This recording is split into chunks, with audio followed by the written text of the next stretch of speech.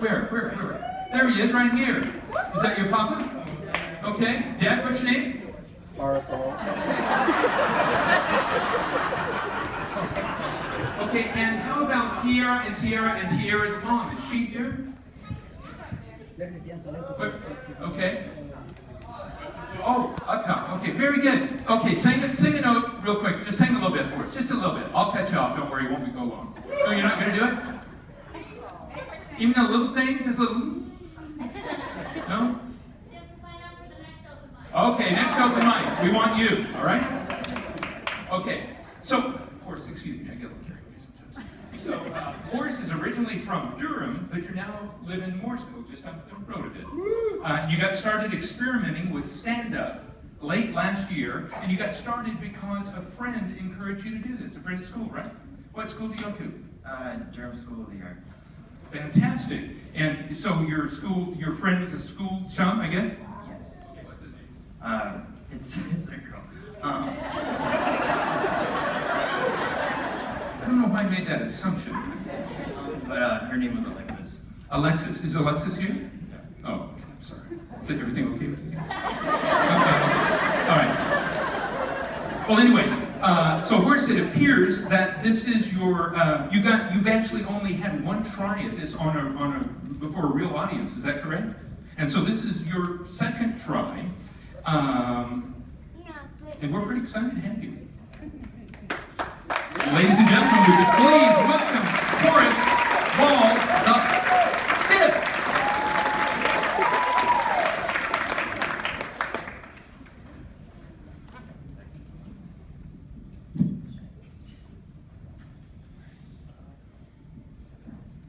Hey, can you guys hear me? Yeah. Okay, cool. Hey Charlotte, how are you guys? How are you? Okay, so as stated, my name is Horace, and I'm gonna tell you some stuff about myself.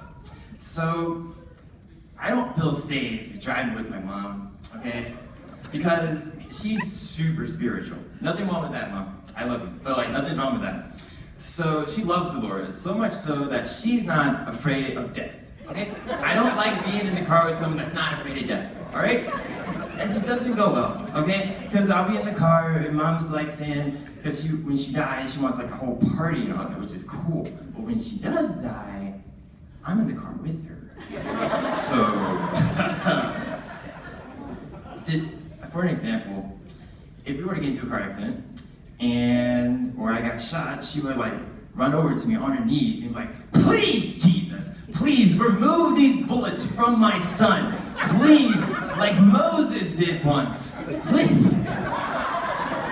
Love John 3:16.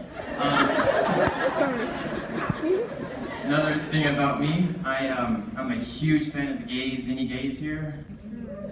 Well, that is statistically impossible.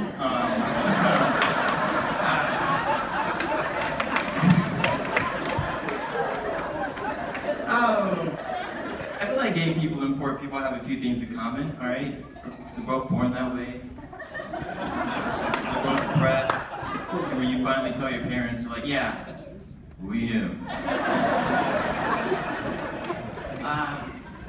Another story about a gay friend. My best friend, she recently came out as lesbian, and that's cool. But the first thing that came to my mind was, Jesus Christ. How many gay jokes have I made around this person? It's been 4 years. It's a lot of jokes. So I recently started working at a movie theater, and that's been awesome. But as I'm getting older, the more I realize life starts to suck as age gets up. See, as a teenager, you say things like LMAO, LOL, and BRB. But once you hit like an adult age, you're like, "Crap! I got a UTI."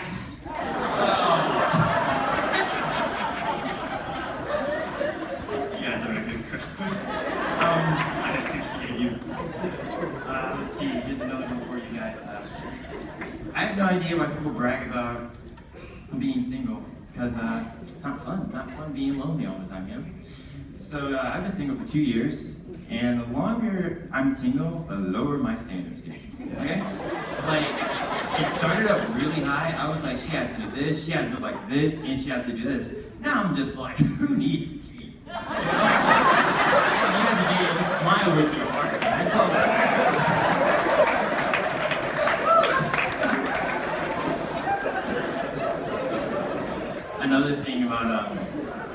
relationships is I've noticed people at school, they're very condescending to me because a lot of people at school are in relationships, which I guess is cool because I want one as well, but so condescending to me. Because they're like, oh, are you single? Oh, aren't you getting lonely? Well, yeah, but why do we assume that being lonely is worse than being in a bad relationship? Like, if you're lonely, you just call up a friend and be like, hey, you want to go see a movie? But if you're in a bad relationship, you're like, well, I guess I gotta kill her. Or him, or him.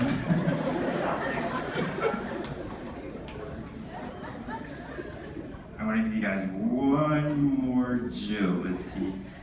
Okay. So I live very close to a Chick-fil-A. I can like walk there, and I usually go there for chicken burritos early in the morning because those are life changers if you don't know. Get it with the barbecue sauce. Trust me. So I walk in, I get my order, and there are these two white girls there, and they're talking about race for some reason, which is weird. So I walked over to them, and I was like, I didn't say anything. She just looked at me, and she said, whoa, whoa, whoa. I'm not a racist. I have a ton of black friends. So I was like, oh, that's okay.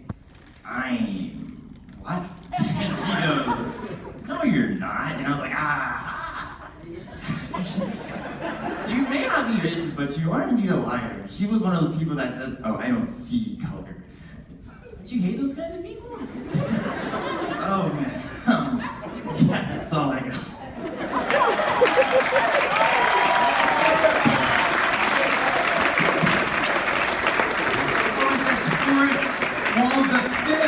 Horace, come on back here, just for a minute here, just for a minute.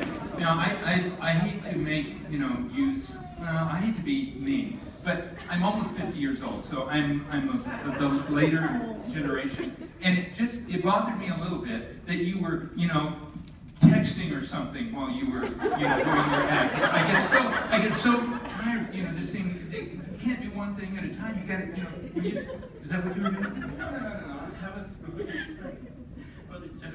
And I was scrolling like that.